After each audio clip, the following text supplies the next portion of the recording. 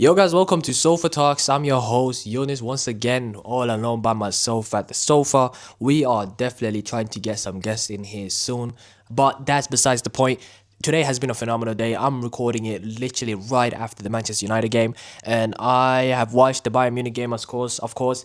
And there's a couple of things I want to speak about. I haven't been able to speak about the Champions League either because of things happening, which led to me being very, very unfortunate with the situation I was in. I was in a pickle and I couldn't really record any videos. But let's speak all of that right now. To start off, I just want to say Bayern Munich had a very good game at Chelsea. I'm gonna make it against Chelsea. I'm gonna make it very short and sweet. Bayern Munich 3, Chelsea 1, and it was an absolute battering. Unfortunately for us, I was a little bit disappointed. I went out and watched with my friends, and my friends asked me, why am I not satisfied with the performance? And the reason I wasn't satisfied is because of the way we were playing and the way we set up. It was not something that was ideal for me, and I wasn't really happy with it, me personally.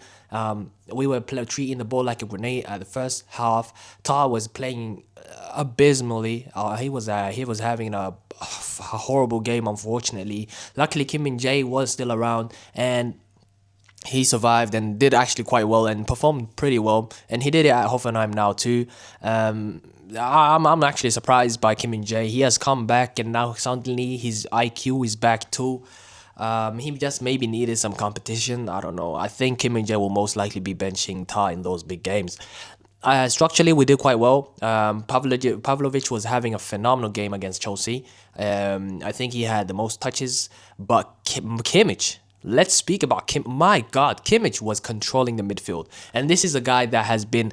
People have been saying play him at left back, no, a right back, play him defensively. This guy doesn't need to be in the midfield. And to be quite frankly honest, I am one of those guys that have been preaching about him being in the right back, and having Tom Biskov and Pavlovic as our 6 and 8. But the thing is, they're too young, and I was like, if they're really young, so we might have a Palhinha in there, and I understand it now. I don't think Palhinha will ever. I understand why they never played Palhinha, because he never suits the Bayern way. He is a guy that you need when you don't have the ball that much, and Bayern Munich is a team that has the ball most of the time. But honestly, I was very shocked by our performance in the first half. I thought this is abysmal, and yeah, we got a penalty, and the rest is history. And by the way, Olise was absolutely violating Cucurella. I don't understand why people are saying Olise was not doing his job. Olise did not need to dribble past Cucurella, because Cucurella was 3 meters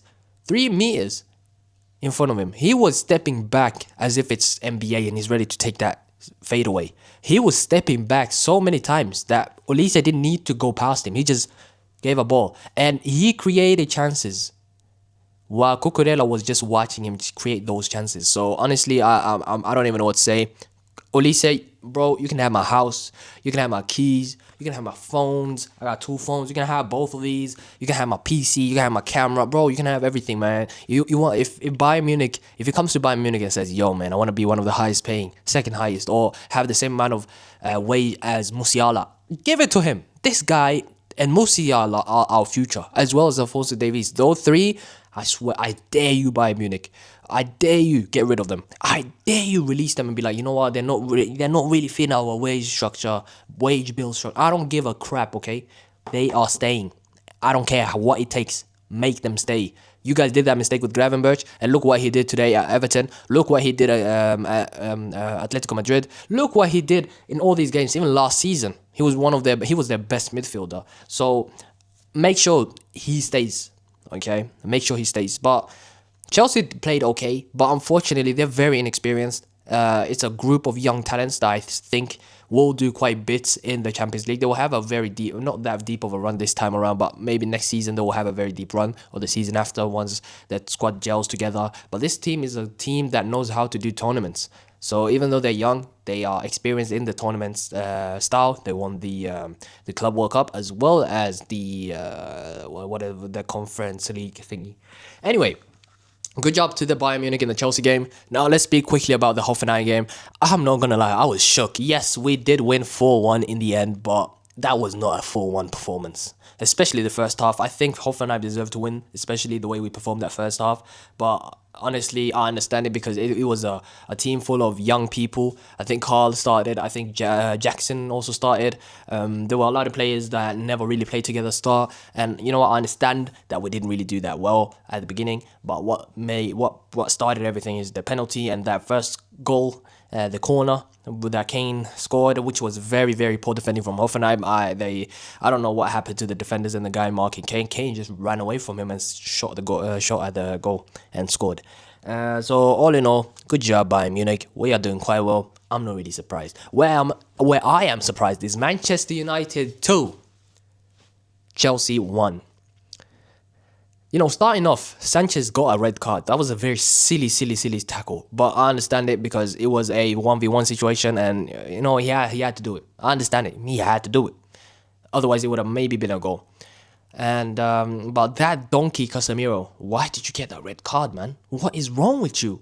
What is wrong with you, bro? What's going on? Why did you do that? Why did you do that? That was so silly. There are 11 men on the pitch. You decide to make it 10-10 and make it a fair game. That was very stupid of you. But you know what? Luckily, Manchester United won. I'm very happy for Manchester United.